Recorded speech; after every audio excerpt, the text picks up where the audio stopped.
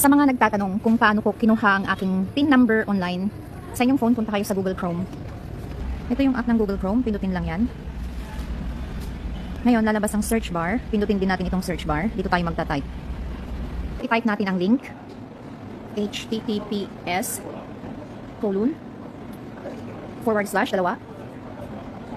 orus.bir.gov.ph. Ayan.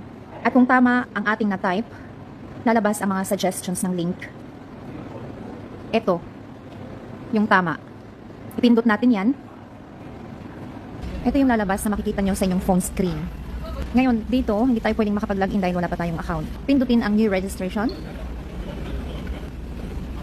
So, lalabas ang dalawang choices. Pindutin natin ang as an individual. Pagkatapos, parang bumalik siya sa dati. Pero ang gagawin natin, scroll down natin na.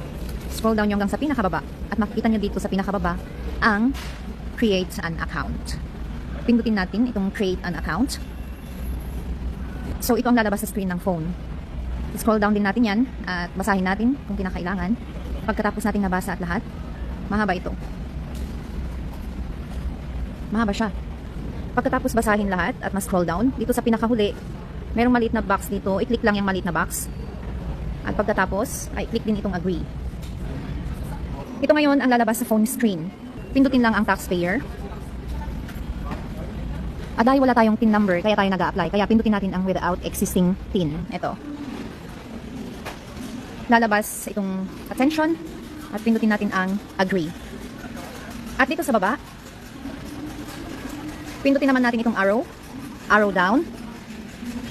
At lalabas ang mga choices. Pindutin natin itong pinakababa. Dahil tayo ay nag-a-apply bilang isang OFW. At pagkatapos, pindutin ang OK. Ito naman ngayon ang makikita sa inyong phone screen. Parang bumalik lang sa dati. Pero ngayon, i-scroll down natin. Scroll down. At dito sa baba, makikita nyo ang mga dapat fill upan. First name, middle name, last name, suffix yan if applicable. Date of birth, civil status, gender, at saka email. Itong email na to, dapat ang ilagay nyo ay ang inyong email address na ginagamit at present. Dahil dito po sila magsisend ng confirmations at dapat mong sundan para maging successful yung application mo ng PIN number. Scroll down ulit. Dito sa baba, mag-create ka ng iyong password. Password para sa email or password para sa iyong Orus account. Pagkatapos maklik ang box at pagkatapos maklik ang register, marami pang kailangang i-fill up na details sa mga sumusunod na pages. Ito ay mga personal details na ninyo gaya ng spouse, kung meron kayong spouse details, ang inyong address sa Pilipinas, ang inyong telephone number sa Pilipinas. Pwede na ninyong isubmit ang inyong application. Yun na yung pinakahuli. At mag-antay na lang kayo ng email. Kaya napakahalaga ng email address. Dito sa aking screen, i-share ko sa inyo na pagkatapos kong ma-fill up lahat ng mga katanungan sa online application ng BIR, ay nag-confirm sila sa akin through email. Actually, yung una kong submit ay rejected.